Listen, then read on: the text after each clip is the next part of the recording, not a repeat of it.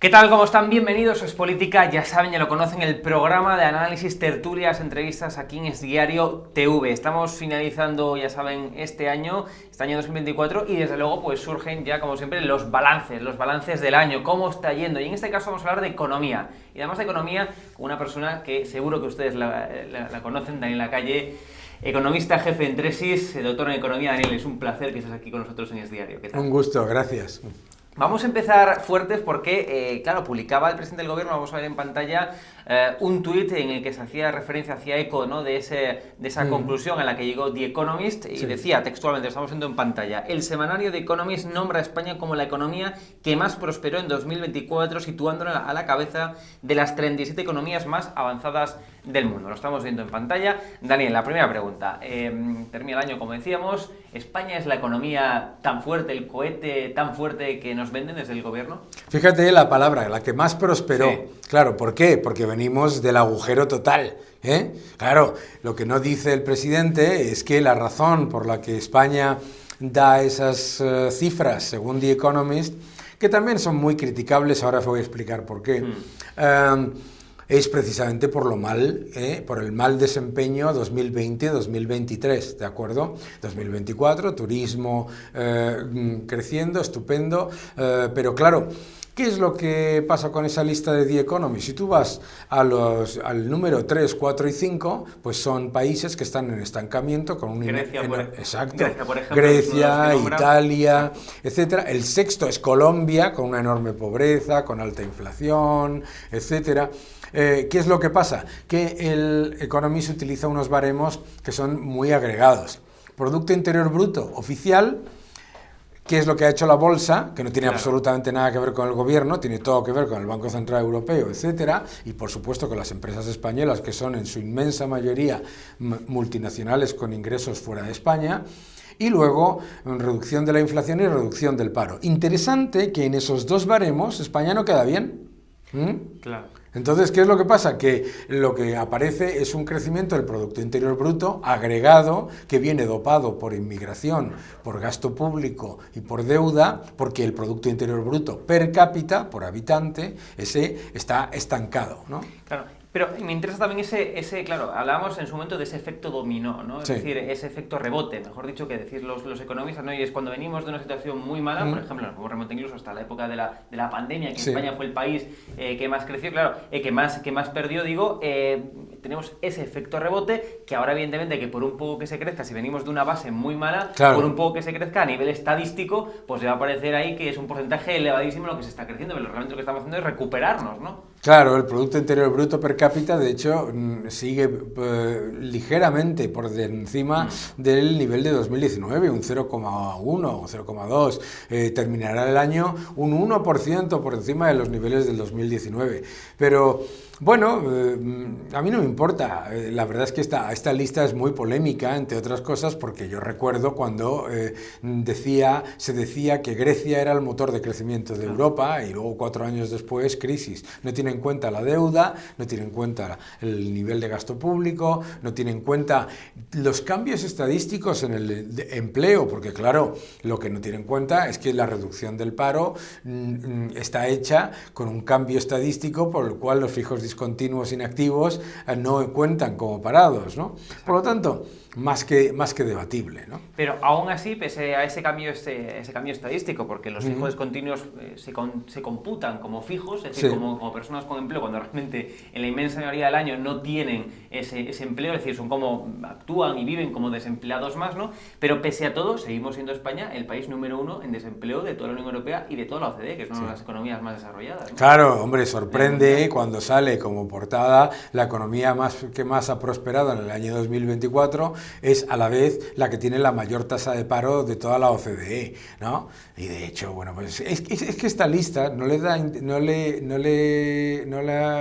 interés absolutamente a nadie. Fíjate que de toda la lista, los únicos que han hecho todo tipo de propaganda sobre lo que ha puesto The Economist ha sido España y Colombia. Fíjate qué curiosidad, los dos con gobiernos pues de tinte social comunista, ¿no? Luego, otro de los problemas que nos enfrentamos en España es el tema de la inversión extranjera o mejor dicho, captar esa inversión extranjera, ¿no? Es decir, hay múltiples analistas que ya han alertado en estos últimos meses del año que tenemos graves deficiencias en España a la hora de captar esa inversión extranjera. Se ve, por ejemplo, que no tenemos una seguridad jurídica, se ve, por ejemplo, que no ofrecemos unas condiciones, bueno, pues asequibles, digamos, para esas grandes empresas para que inviertan aquí en España. Eso es un grave problema para España, ¿no? Bueno, es un gravísimo problema para España, no solamente por la inversión extranjera, sino por la inversión en absoluto. La inversión total está estancada desde el año 2019.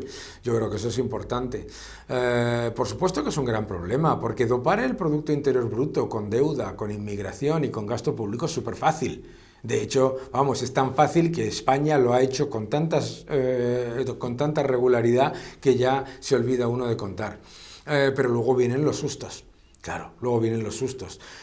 La euforia injustificada pasa luego factura, porque la euforia además y la propaganda tienen un problema gigantesco, que es que se piensa que las medidas que se están tomando son las buenas y luego cuando vienen los sustos tienes que hacer muchísimos mayores ajustes. Claro, porque aquí en España, recordemos, nuestro tejido productivo en su gran mayoría son pequeñas y medianas empresas, son pymes. Ojalá, son todo microempresas. Son todo son microempresas casi todo. Que no llegan ni a 3 trabajadores, claro. Con lo cual, muy poco margen de maniobra cuando, por ejemplo, vienen estas dificultades, factores exógenos, pandemias, lo que sea, ¿no? Entonces, tiene muy poco margen de maniobra. ¿Por qué, uno, no tenemos, aunque sean pymes, pero más grandes, que no sean microempresas más grandes, por qué no tenemos eso en España? Y segundo, ¿cuáles tú detectas son los problemas principales para no captar esas, que grandes empresas vengan, esa inversión extranjera? Bueno, es normal, ¿no? Si tú estás constantemente penalizando la alta productividad, claro, estás penalizando el crecimiento empresarial.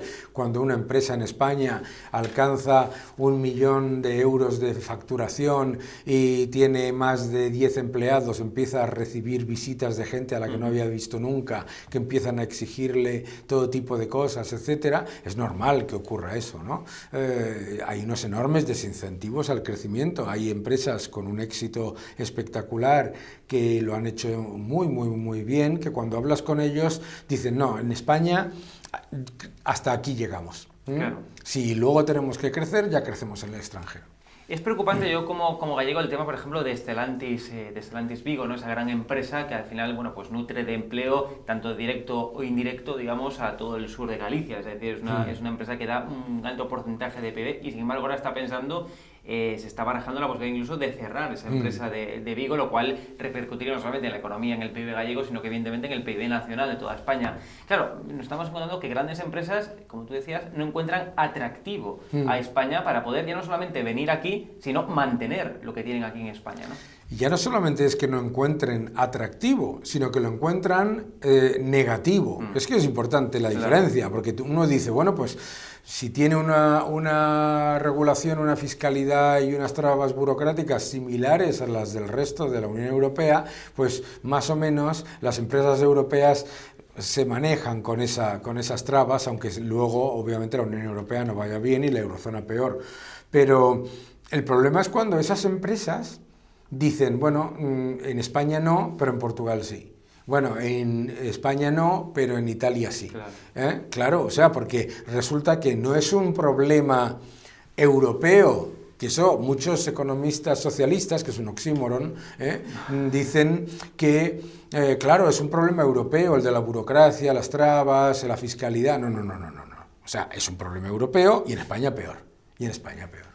Luego, otra de las diferencias que siempre me gusta hacer es la diferencia entre presión fiscal y esfuerzo fiscal. Claro, aquí dicen desde el gobierno de España, tenemos una presión fiscal mucho más baja que la media de la Unión Europea, ¿no? Hay muchos países de nuestro entorno que pagan menos en impuestos, claro, pero no es lo mismo para un español que tiene pues, un poder adquisitivo más bajo, por ejemplo, que tiene unos salarios mucho más bajos, que hay problemas de productividad aquí en España, pagar impuestos no es lo mismo que para un alemán, que para un francés, es más esfuerzo, tiene más esfuerzo fiscal aquí en España un español, ¿no? Claro, la presión fiscal es una ratio recaudatoria. Son ingresos fiscales sobre PIB. Entonces te voy a contar el truco. ¿no? Te crujen a impuestos, ¿vale? Suben los ingresos fiscales, pero como además dopas el Producto Interior Bruto con inmigración, con deuda y con gasto público, resulta que la ratio ingresos sobre PIB, sorpresa, que además es nominal, por lo tanto, si tienes más inflación, todavía peor, claro, resulta que la ratio baja y te dicen que es que tienes menos presión fiscal. ¡Ah, qué gracia! O sea, tú pagas mucho más impuestos y la ratio aparentemente baja. Claro, por eso lo que hay que entender es que España tiene mucha más economía sumergida, mucho más paro y empresas mucho más pequeñas que nuestro entorno de la Unión Europea. Claro. Por lo tanto, comparar esa ratio ingresos sobre PIB y decir que tenemos bajos impuestos, primero es una falacia, porque esa ratio jamás ha medido si los impuestos son altos o bajos, claro, sino tu capacidad recaudatoria, que es otra cosa completamente distinta. Pero si tienes más economía sumergida, más paro y empresas más pequeñas, esa ratio siempre va a ser relativamente más baja, aunque tú, el que contribuye, y tú, el que sí paga, estés pagando muchísimo más, de hecho muchísimo más, porque en esfuerzo fiscal, como tú muestras, el esfuerzo fiscal en España es mucho más elevado que en la media de la Unión Europea y que en los países de nuestro entorno. Y más esfuerzo fiscal, incluso más presión fiscal que parece que va a haber en el próximo año, en el próximo año 2025, ¿no? Seguro, nos van a crujir a impuestos, seguro. Seguro, porque este gobierno ha llegado a toda una serie de compromisos, claro, con la Unión Europea y con la Comisión Europea, esa Comisión Europea que ni está ni se la espera, haciendo su trabajo, y por lo tanto ha llegado a una serie de compromisos en los que dicen de reducción de déficit, reducción del déficit de la seguridad social, reducción de la deuda, etcétera, etcétera, y todo eso vía ingresos, pero aumentando los gastos, porque su coalición depende de aumentar los gastos, y eso siempre termina en crujir mucho más a los ciudadanos. Y para ir finalizando, me gustaría precisamente también focalizarnos en la Unión Europea, ¿no? Cada vez está perdiendo más peso, claro, pero ya no solamente a nivel económico, sino que incluso a nivel de soft power, ¿no? De influencia, más peso a nivel mundial, y parece que no hacemos nada, es decir, es la sensación que tenemos, ¿no? No sé, tú que te mueves también mucho más por la Unión Europea, ¿qué sensación tienes? Es decir, que está perdiendo peso, influencia, y que parece que no quiere recuperarla, ¿no? Y además, cuando se plantea la evidencia de que está perdiendo peso, que no tiene liderazgo económico, liderazgo energético, liderazgo tecnológico, ni liderazgo industrial, cuando se plantea eso, aparecen informes como el de Letta, sí, o el de Draghi, que lo que proponen es todavía más centralización, ¿sabes? Además, claro, pues si la Comisión Europea te pide un informe, pues a lo mejor en el informe dices que hay grandes problemas de regulación, de burocracia y de impuestos, pero luego no recomiendas reducir ni la burocracia, ni la regulación, ni los impuestos, ¿no? Entonces, hay un problema gigantesco en la Unión Europea, que es que, sabiendo cuáles son los problemas, quieren inventar la rueda, ¿no? Ellos miran a Estados Unidos y dicen, tiene liderazgo tecnológico, pero nosotros, la Unión Europea, esto me lo han dicho a mí en el Parlamento Europeo, me lo dijo un parlamentario holandés, no lo olvidaré nunca, no solamente no tenemos un Elon Musk, un Jeff Bezos, un Mark Zuckerberg, me dijo este parlamentario, es que no los queremos. Claro. Y para finalizar, si tuvieras que elegir un país de la Unión Europea o de la Eurozona que tú digas, bueno, pues está yendo más o menos bien, o es más o menos un ejemplo, ¿no?, de cómo debería ir, ¿cuál elegirías? Hombre, tenemos Irlanda, tenemos Luxemburgo, tenemos Estonia, tenemos los países bálticos, estos que el gobierno se calla porque nos están superando todos en cuanto a eso, por decir, hasta Portugal. Es que Portugal nos ha superado en todo, y se ha dejado de hablar de Portugal. Hubo una época en la que en España se miraba como especie de paternalismo a Portugal, y ahora no se habla de Portugal en los medios oficiales, porque, claro, la comparación es además con un gobierno socialdemócrata también. Con un gobierno serio, no un gobierno que se ha dedicado al kirchnerismo español, ¿no? Claro.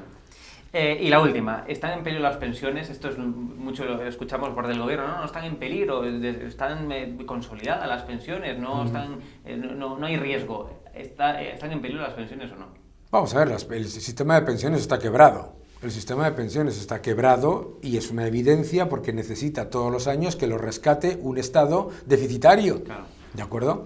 Entonces, dicen que han aumentado la hucha de las pensiones. Es una falacia, porque claro, tú estás haciendo una transferencia desde el Estado, que el Estado es deficitario, te suben todavía más los impuestos y la deuda de la Seguridad Social se ha duplicado, ¿no? La deuda está en 116.000 millones y por lo tanto el sistema está quebrado. Ahora, ¿eso significa que los jubilados no vayan a recibir una pensión? No. Claro. Eso lo que significa es que la razón por la que España está condenada a tener la mayor tasa de paro juvenil, la mayor tasa de paro de la OCDE, empeoramiento de las condiciones de la clase media, etcétera, etcétera, es porque se sigue disfrazando el sistema de pensiones, ¿de acuerdo?, y la culpa no es de los jubilados. Claro. Los jubilados no tienen la culpa. Ellos les han vendido un sistema que es literalmente imposible de sostener con la forma en la que se ha hecho. Y en vez de hacerlo, ¿cómo se hace un sistema de reparto sostenible? Primero, con un avance hacia un sistema mixto de capitalización y de reparto público-privado, público-privado, como tienen todos los países de nuestro entorno. Mira que se ponen a hablar de los países nórdicos y luego, ¿sabes?, se olvidan de eso. Segundo, y muy importante, tienes que atraer muchísima más inversión, muchísimas más grandes empresas y muchísimo más crecimiento. Daniel Lacalle, economista jefe en Tresis, doctor en Economía. Un placer. Muchas gracias. Y un placer también a todos ustedes, a nuestra audiencia, por estar aquí con nosotros un día más en Es Política. Ya saben, el programa de análisis, entrevistas, tertulia. Recuerden suscribirse, recuerden seguirnos. También seguirnos en nuestra página web, la página del periódico en esdiario.com. Y aquí estamos para informarles, como siempre. Nos vemos.